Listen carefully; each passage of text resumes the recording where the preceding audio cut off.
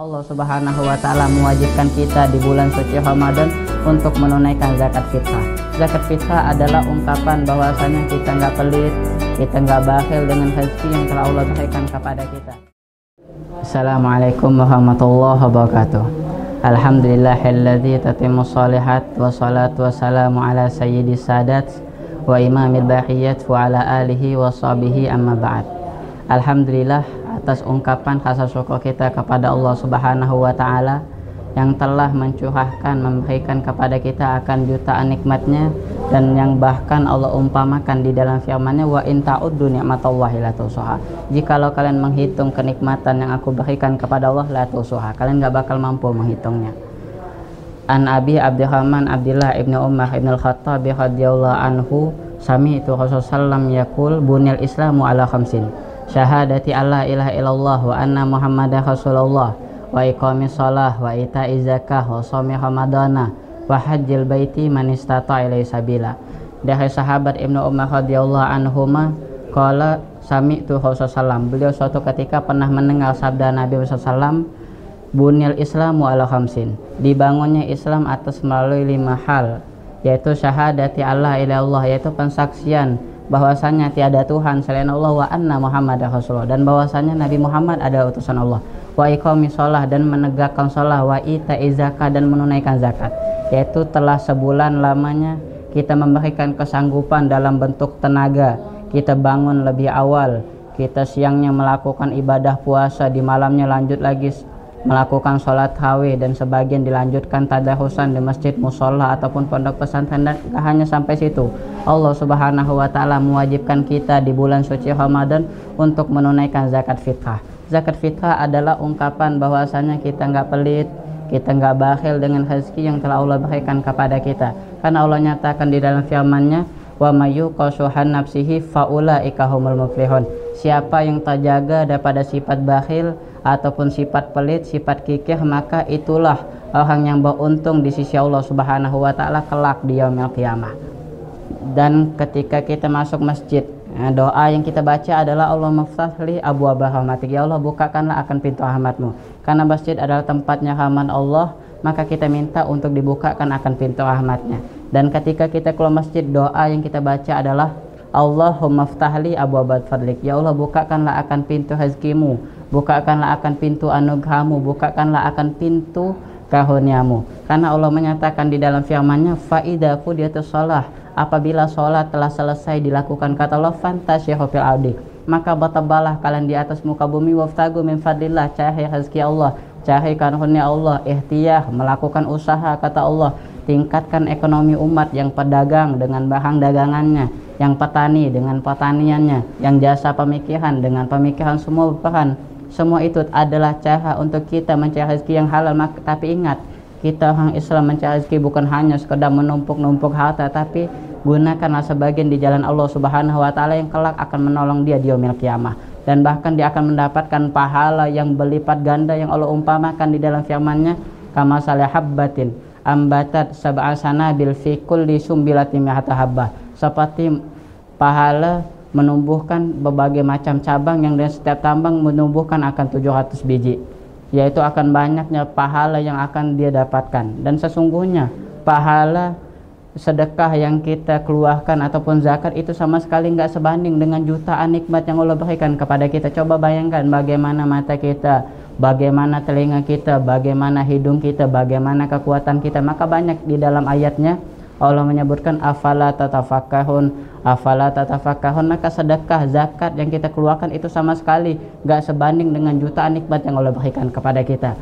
Andai ada seseorang yang memiliki harta yang banyak mencapai nisab, kemudian ia gak zakatkan di jalan Allah Subhanahu wa Ta'ala, maka ingatkanlah akan ancamannya, walladzina yaknizuna adh-dhahaba wal fiddata wa la yunfiquna fi sabilillah fabashshirhum bi'adzabin alim.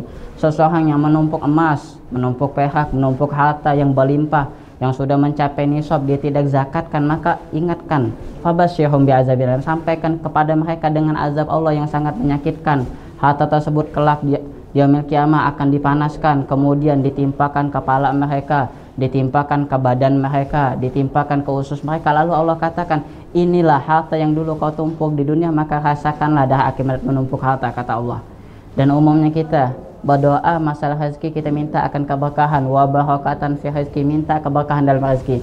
Berkah menurut Al-Imam Ghazali adalah ziyadatul khair, bertambahnya kebaikan, bertambahnya kemanfaatan harta yang akan menolong dia kelak di yaumil qiyamah.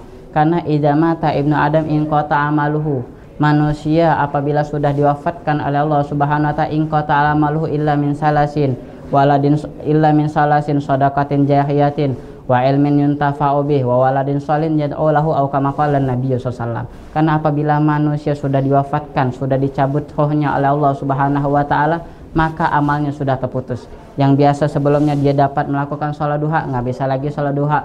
Yang sebelumnya dia bisa melakukan sholat tarawih, sholat witir ataupun sholat tahajud, nggak bisa lagi melakukannya karena sudah diwafatkan oleh Allah Subhanahu wa taala. Maka umur yang kita lalui, hari-hari yang kita lalui itu adalah anugerah dari Allah Subhanahu wa taala, adalah hadiah dari Allah Subhanahu wa taala yang sangat diimpikan orang yang wafat sebelum kita. Mereka yang sudah wafat sebelum kita, mereka mengimpikan, mereka sangat menginginkan untuk hidup kembali di dunia supaya dapat menebus kesalahan yang telah mereka lakukan, mendapatkan surganya Allah, mendapatkan ridhonya Allah Subhanahu wa taala. Karena tadi dikatakan idza matal insan inqata amaluhu, apabila manusia telah wafat, sudah dicabut rohnya, maka amalnya terputus illa min salasin, kecuali 3 golongan, yaitu sedekatin jariyah, sedekah jariyah, sedekah yang mengalir, yaitu seperti dia menginfakkan hartanya kepada orang fakir miskin, diwakafkan tanahnya untuk pembangunan pondok pesantren, maka tiap kali orang yang melakukan ibadah di itu pondok dia akan mendapatkan pahala. Orang yang zakat, orang yang melakukan pengajian,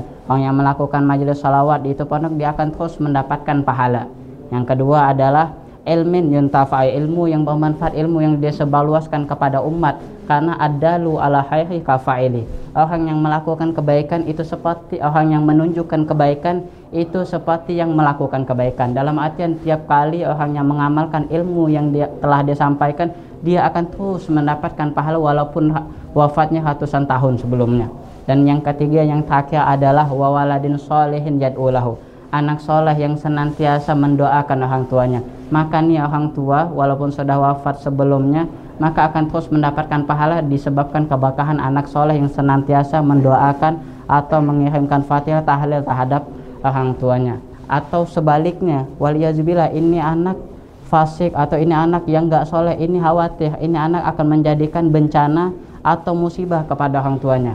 Karena maktubun fit Taurat, di dalam kitab Muhtar Hadis ada sabda Nabi Muhammad SAW, maktubun fit Taurat, man balagat selahu ibnatun isnate ashrata sanatan falam yuzawijha fa asabat isman fa ismu zalika alaih. Tertulis di dalam kitab Taurat, seseorang yang memiliki anak yang mencapai usia 12 tahun ataupun lebih jelasnya umumnya usia yang sudah dapat untuk dinikahkan, kemudian ia nggak dinikahkan, karena hal tersebut ia melakukan dosa, fa asabat isman fa ismu zalika alaih, maka kata Nabi, maka itu dosa akan ditanggung oleh orang tuanya. Karena jelas Allah, Nabi menyatakan di dalam firman-Nya, kullukum ra'in wa kullukum mas'ulun an ra'iyati, tiap kalian tuh memimpin, kata Nabi, dan tiap pemimpin akan diminta akan pertanggungjawaban atas kepemimpinannya. Seorang ayah adalah pemimpin terhadap keluarganya, seorang bos adalah pemimpin terhadap karyawannya.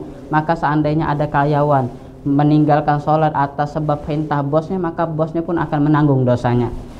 Dan begitu juga semua kita adalah pemimpin terhadap seluruh anggota badan kita. Karena nanti juga kelak di yaumil qiyamah akan dipinta akan pertanggungjawaban yang Allah nyatakan di dalam firman-Nya, la tus'alunna yauma idzin 'anin na'im inna sam'a wal basara wal fu'ada kullu ulaika kana mas'ula. Semuanya pun akan ditanyakan oleh Allah Subhanahu wa taala. Dan jelasnya begitu banyak kesalahan yang telah lakukan, begitu besarnya dosa yang telah kita lakukan kepada Allah Subhanahu wa taala. Tapi ingatlah, besarnya ampunan Allah itu lebih besar lagi dibandingkan kesalahan yang telah kita lakukan. Bahkan rahmatnya Allah itu jauh lebih indah, karena Allah menyatakan di dalam hadis qudsinya, hatta law balaga dzunubuka anana sama summa astaghfartani ghafartu laka. Seandainya engkau melakukan dosa setinggi langit sekalipun, kata Allah, summa astaghfartani, kemudian engkau meminta ampun kepadaku, ghafartu laka, maka pasti akan aku ampuni, kata Allah. Maka mumpung kita masih di bulan Ramadan, jangan sampai bulan Ramadan berlalu begitu saja bulannya ampunan tanpa mendapatkan ampunan Allah Subhanahu wa taala. Allahumma bitaufiq hadan natik. Assalamualaikum warahmatullahi wabarakatuh.